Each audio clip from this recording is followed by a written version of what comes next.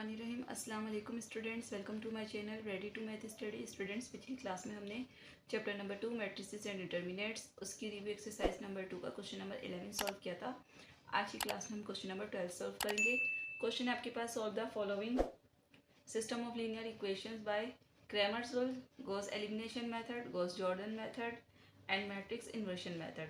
तो 4 मेथड्स हैं आपके पास।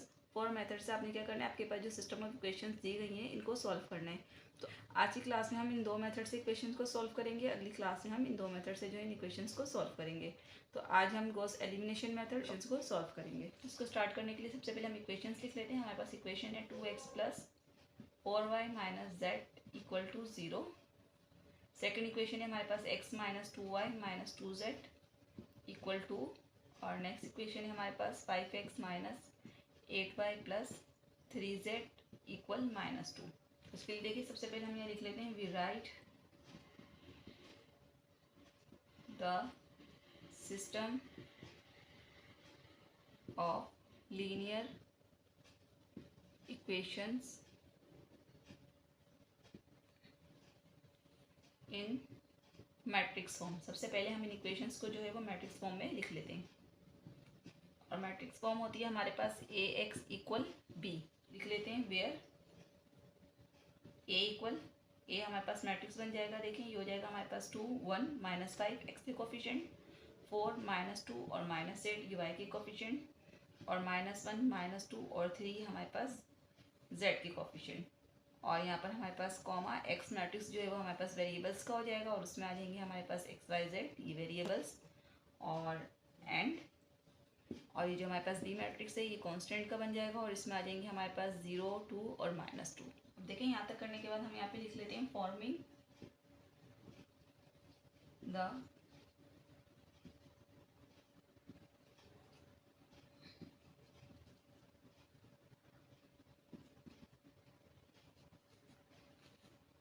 The augmented matrix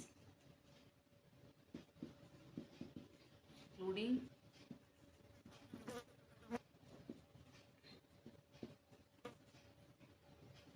the constants as an extra column in the coefficient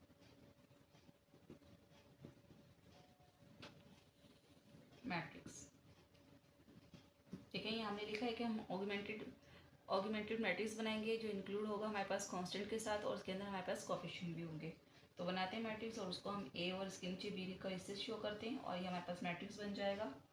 इसमें values होंगी हमारे पास 2 1 माइनस 5 ये हमारे पास x के कॉन्स्टेंट, 4 माइनस 2 और माइनस 8 ये y के कॉन्स्टेंट, और माइनस 1 माइनस 2 और 3 ये z के कॉन्स्टेंट कोफिशिएंट, और 0 2 और माइनस 2 ये हमारे पास कांस्टेंट। तो अब हम इस मैट्रिक्स को जो है वो आगे सॉल्व करते हैं, कन्वर्ट करते हैं। इसके लिए हम यहाँ लिख लेते हैं, converting augmented matrix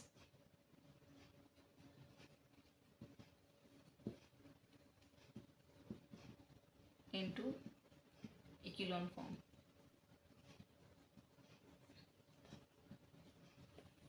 bye using elementary row operation.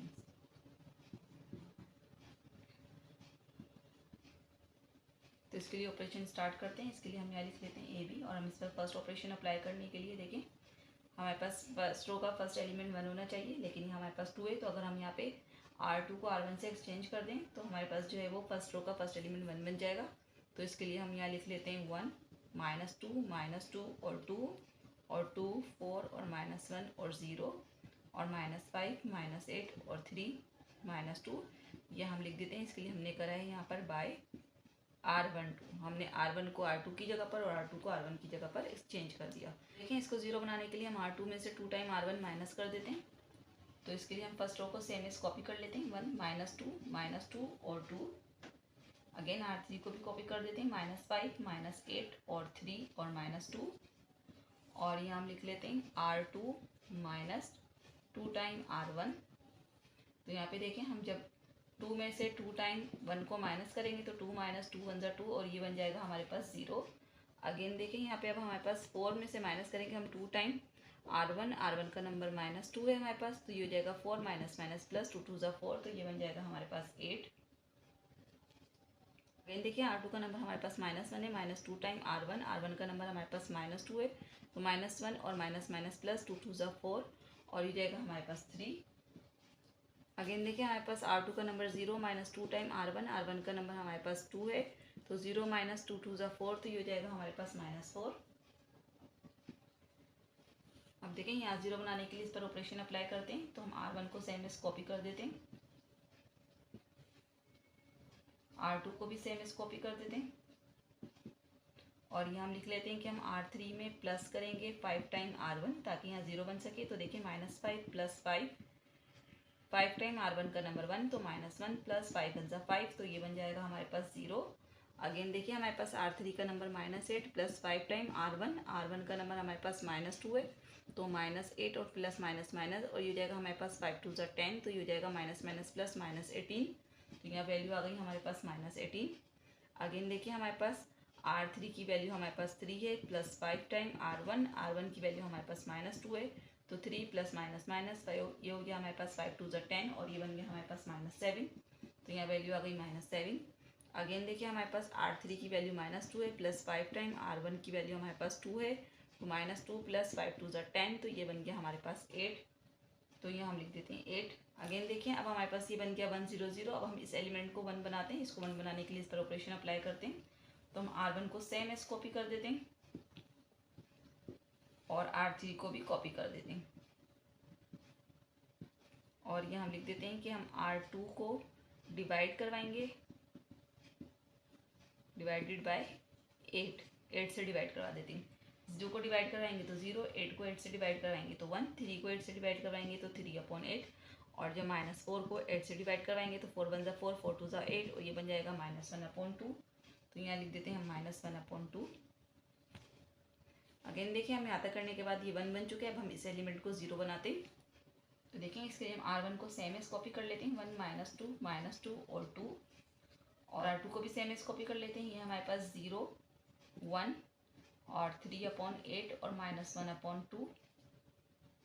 Again यहाँ हम लिख लेते हैं कि हम R3 में प्लस करेंगे 18 टाइम R2 ताकि यहाँ 0 बन जाए, तो देखें 0 में 0 प्लस होगा तो 0, और -18 में 18 टाइम R2 का नंबर 1, तो -18 और प्लस 18 1 ज़ा 18 प्लस माइनस माइनस, तो ये भी बन गया 0। अगेन देखिए हमारे पास R3 का नंबर है -7 और इसमें हमें प्लस करना है 18 टाइम R2, और R2 की वैल्यू है हमारे पास 3/8, तो देखें ये बन जाएगा हमारे पास -7 प्लस, और ये 2 के टेबल से कैंसिल हो जाएगा, 2 4 ज़ा 8, 2 9 ज़ा 18 और प्लस 9 3 हो जाएगा हमारे पास 27, और डिनोमिनेटर में आ जाएगा 4, इसके नीचे सपोज करते हैं 1, इनका एलसीएम लेते हैं, 4 7 हो जाएगा -28, और प्लस 1 का टेबल हम 27 तक पढ़ेंगे तो ये 27 और प्लस माइनस माइनस ये बन जाएगा -1/4, तो ये हमारे पास वैल्यू आ गई इसकी -1/4।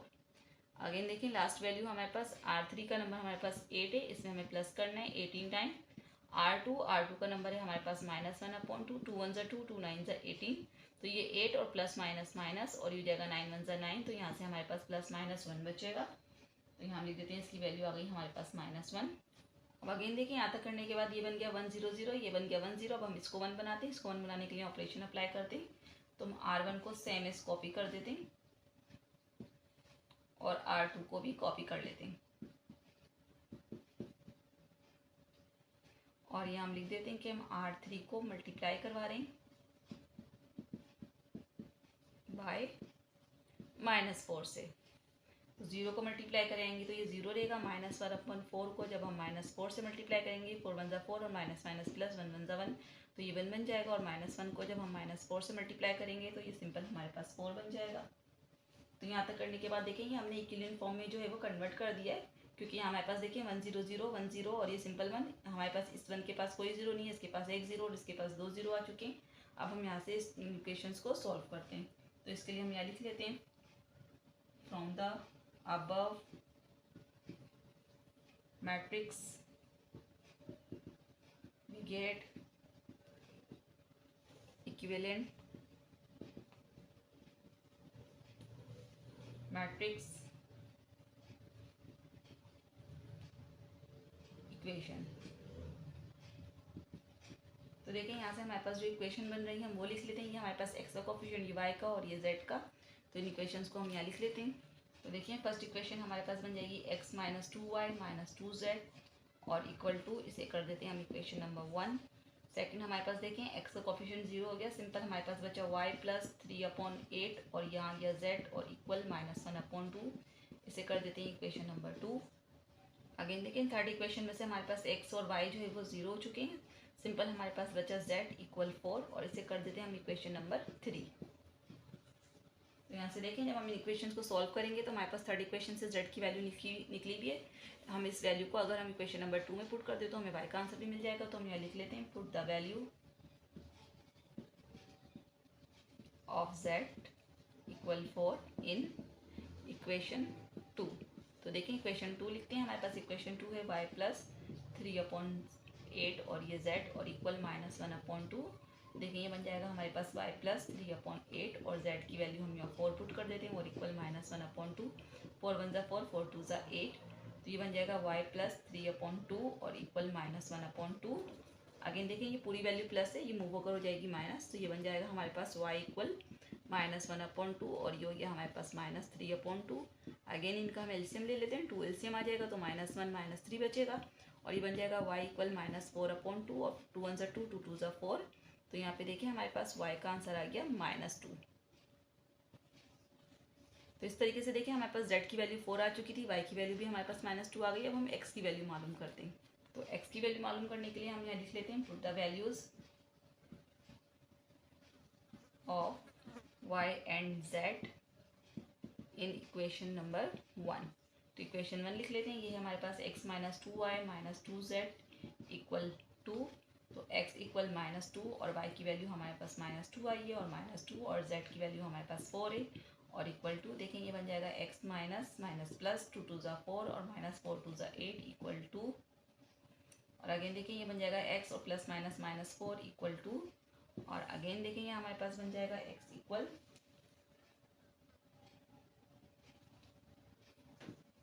और ये 2, ये -4 है तो मूव होकर हो जाएगा प्लस और ये बन जाएगा x इक्वल 6। तो इस तरीके से हमारे पास x की वैल्यू भी आ गई। तो यहाँ देखिए हमारे पास तमाम वैल्यूज़ आ गई हैं। हम लिख लेते हैं हमारे पास x की वैल्यू 6 आई है, y की वैल्यू हमारे पास -2 थी और z की वैल्यू हमारे पास 4 आ गई और ये हो गया इसका आंसर। तो स्टूडेंट्स आज की क्लास में हमने रिव्यू एक्सरसाइज नंबर 2 का क्वेश्चन नंबर 12 और उसमें से हमने उसका गॉस एलिमिनेशन मेथड जो है वो सॉल्व किया है। आज की क्लास के वाले से अगर कोई क्वेश्चन हो तो कमेंट सेक्शन में कर सकते हैं। मिलते हैं अगली क्लास में नेक्स्ट क्वेश्चन के साथ। जब तक के लिए अल्लाह हाफिज़।